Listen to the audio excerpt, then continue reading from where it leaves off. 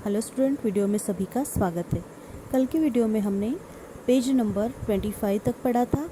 अब हम last paragraph देखते हैं। उसी पेज नंबर पर उस पैराग्राफ का हम वाचन करेंगे। जब अप्रैल में बेस कैंप में थी, तेंजिंग अपनी सबसे छोटी सुपुत्री डेकी के साथ हमारे पास आए थे। उन्होंने इस बात पर विशेष महत्व दिया कि दल के प्रत्येक सदस्य और प्रत्येक शेर्पा कुली से बातचीत की जाए। जब मेरी बारी आई, मैंने अपना परिचय यह कर दिया कि मैं बिल्कुल ही नौसिखिया हूँ और एवरेस्ट मेरा पहला अभियान है। तेंजिंग हंसे और मुझसे कहा कि एवरेस्ट उनके लिए भी पहला अभियान है, लेकिन यह स्पष्ट भी किया कि शिखर पर पहुंचने से पहले उन्हें 7 बार एवरेस्ट पर जाना पड़ा था।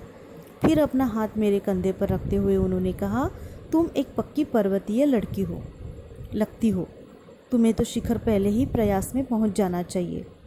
15 से 16 मई 1984 को बुद्ध पूर्णिमा के दिन मैं लोत्से की बर्फीली सीधी ढलान पर लगाए गए सुंदर रंगीन नायलॉन के बने तंबू के कैंप 3 में थी। कैंप में 10 और व्यक्ति थे। लोब्सांग तशारिंग मेरे तंबू में थे। एंडी शेर्पा तथा और 8 अन्य शरीर से मजबूत और ऊंचाइयों में रहने वाले शेर्पा दूसरे तंबुओं में थे। मैं गहरी नींद में सोई हुई थी। रात में 12 साढ़े 12 बजे के लगभग मेरे सिर के पिछले हिस्से में किसी एक सख्त चीज़ के टकराने से मेरी नींद अचानक खुल गई और साथ ही एक ज़ोरदार धमाका भी हुआ। तभी मुझे महसूस हुआ कि एक ठंडी, बहुत भारी कोई चीज़ मेरे शरीर पर से मुझे कुचलती हुई चल रही है। मुझे सांस लेने में भी कठिनाई हो रही थी। यह क्या हो गया? एक लंबा बर्फ का पिंड हमारे कैंप के ठीक ऊपर लोत्से ग्लेशियर से टूटकर नीचे आ गिरा था और उसका विशाल हिमपुंज बना दिया गया था। हिमखंडों, बर्फ के टुकड़ों तथा जमी हुई बर्फ के इस विशालकाय पुंज ने एक एक्सप्रेस रेलगाड़ी की तेज़ गति और भीषण गर्जना के साथ सीधी ढलान से नीचे आते हुए हमारे कैंप को तहस नहस कर दिया। वास्तव में हर व्यक्ति को चोट लगी थी। यह एक आश्चर्य था कि किसी की मृत्यु नहीं हुई थी। लोब्सांग अपनी स्विस छुरी की मदद से हमारे तंबू का रास्ता साफ करने में सफल हो गए थे और तुरंत ही अत्यंत तेजी से मुझे बचाने की कोशिश में लग गए। थोड़ी सी भी अगर देर हो जाती तो सीधा अर्थ था मृत्यु। बड़े बड़े हिमपिंडों को मुश्किल से हटाते हुए उन्होंने मेरे चारों तरफ की कड़े जमे बर्फ़ की खुदाई की और मुझे उस बर्फ़ की कब्र से निकाल बाहर खींच लाने में सफल हो गए। सुबह तक सारे सुरक्षा दल आ गए थे और 16 मई को प्रातः 8 बजे तक हम प्रायः सभी कैंप 2 पर पहुंच गए थे। जिस शेर्पा की टांग की हड्डी टूट गई थी, उसे एक खुद के बनाए स्ट्रेचर पर लिटाकर नीचे लाए। हमारे नेता कर्नल खुल्लर के शब्दों में, यह इतनी ऊंचाई पर सुरक्षा कार्य का एक ज़बरदस्त साहसिक कार्य था। सभी 9 पुरुष सदस्यों को चोटों अथवा टूटी हड्डियों आदियों के कारण बेस कैंप में भेजना पड़ा। तभी कर्नल खुल्लर मेरी तरफ मुड़कर कहने लगे, क्या तुम भयभीत थी? जी हाँ। क्या तुम वापस जाना चाहोगी? नहीं, मैंने बिना किसी हिचकिचाहट के उत्तर दिया। जैसे ही मैं साउथ कोल पहुंची, मैंने अगले दिन की अपनी महत्वपूर्ण चढ़ाई की तैयारी शुरू कर दी। मैंने खाना, कुकिंग गैस तथा कुछ ऑक्सीजन सिलेंडर इकट्ठे किए।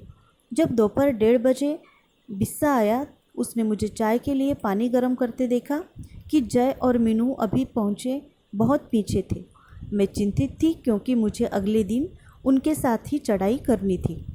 वे धीरे धीरे आ रहे थे क्योंकि वे भारी बोझ लेकर और बिना ऑक्सीजन के चल रहे थे। दोपहर बाद मैंने अपने दल के दूसरे सदस्यों की मदद करने और अपने एक थर्मस को जूस से और दूसरों को चाय से भरने के लिए नीचे जाने का निश्चय किया। मैंने बर्फीली हवा में ही तंबू से बाहर कदम रखा। जैसे ही मैं कैंप क्षेत्र से बाहर आ रही थी, मेरी मुलाकात मीनू से हुई। की और जय अभी कुछ पीछे थे। मुझे जय जेनेवास पर की चोटी के ठीक नीचे मिला। उसने कृतज्ञतापूर्वक चाय वगैरह पी, लेकिन मुझे और आगे जाने से रोकने की कोशिश भी की, मगर मुझे की से भी मिलना था। थोड़ा सा और आगे नीचे उतरने पर मैंने की को देखा। वह मुझे देखकर हक्का बक्का रह गया। तुमने इतनी बड़ी जोखिम क्यों ली पचेंद्री? मैंने उसे दृढ़तापूर्वक कहा। मैं भी औरों की तरह एक पर्वतारोही हूँ, इसलिए इस दल में आई हूँ। शारीरिक रूप से मैं ठीक हूँ, इसलिए मुझे अपने दल के सदस्यों की मदद क्यों नहीं करनी चाहिए? की हंसा और उसने पेय पदार्थ से प्यास बुझाई, लेकिन उसने मुझे अपना किट ले जाने नहीं दिया। थोड़ी देर बाद साउथ कोल कैंप से लाटू और बिस्सा हमें मिलने नीचे उतर आए और हम सब साउथ कोल पर जैसी भी सुरक्षा और आराम की जगह उपलब्ध थी उस पर लौट आए। साउथ कोल पृथ्वी पर बहुत अधिक कठोर जगह के नाम से प्रसिद्ध है। अगले दिन मैं सुबह 4 बजे उठ गई, बर्फ़ पिघलाया और चाय बनाई। कुछ बिस्कुट और आधी चॉकलेट का हल्का नाश्ता करने के बाद मैं लगभग 5:30 बजे अपने तंबू से निकल पड़ी। अंगदोर्जी बाहर खड़ा था और कोई आसपास नहीं था।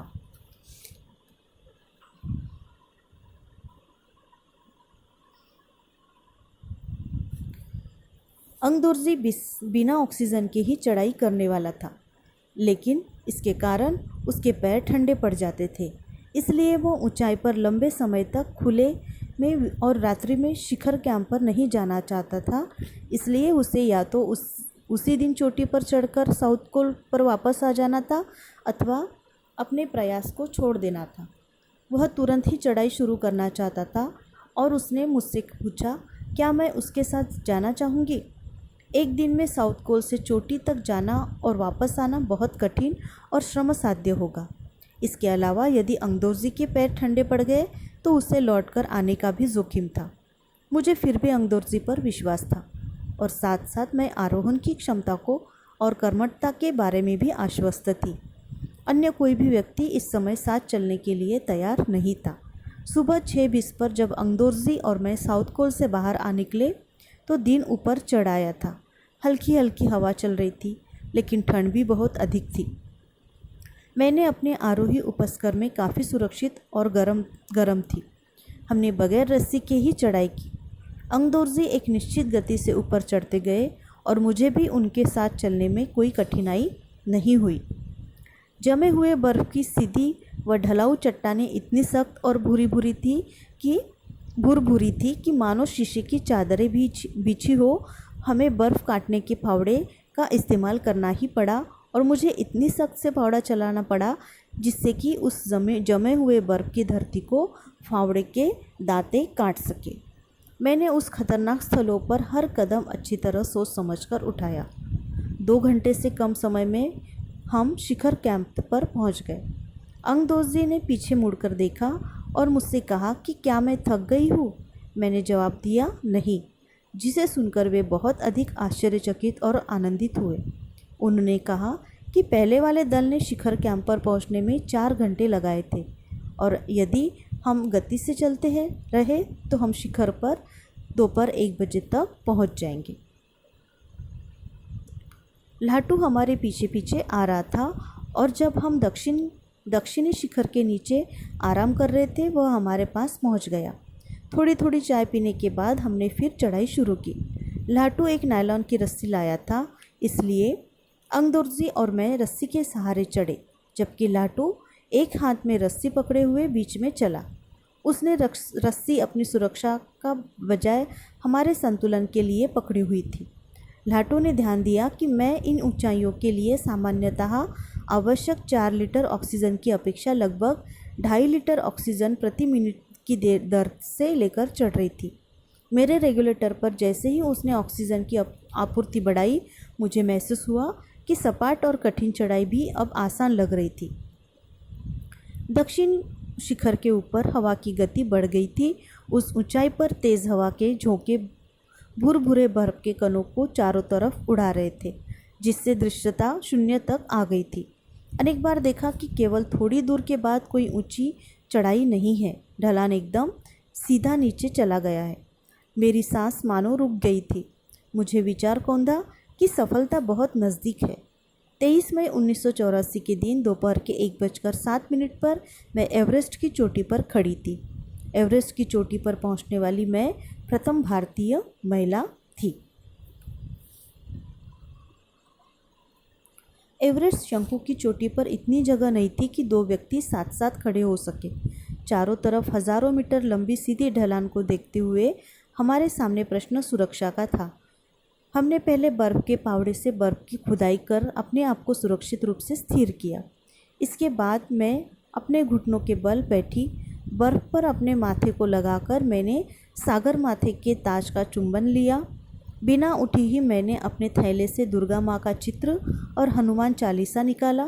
मैंने इनको अपने साथ लाए लाल कपड़े में लपेटा, छोटी सी पूजा अर्चना की और इनको बर्फ़ में दबा दिया। आनंद के इस क्षण में मुझे अपने माता पिता का ध्यान आया। जैसे मैं उठी, मैंने अपने हाथ जोड़े और मैं अपने रज्जू नेता अंगदोर्जी के प्रति आदर भाव से झुकी। अंगदोर्जी जिन्होंने मुझे प्रोत्साहित किया और मुझे लक्ष्य तक पहुंचाया। मैंने उन्हें बिना ऑक्सीजन के एवरेस्ट की दूसरी चढ़ाई चढ़ने पर बधाई भी दी। उन्होंने मुझे गले से लगाया और मेरे कानों में फुसफुसाया, दीदी तुम अच्छी चढ़ाई की, दीदी तुमने अच्छी चढ़ाई की, मैं बहुत प्रसन्न हूँ। कुछ देर बाद सोनम पुलजर पहुँचे और उन्होंने फ़ोटो लेने शुरू कर दिए। इस समय तक लाटू ने हमारे नेता को एवरेस्ट पर हम चारों के होने की सूचना दे दी थी। जब मेरे हाथ में वॉकी टॉकी दिया गया, कर्नल खुल्लर हमारी सफलता से बहुत प्रसन्न थे।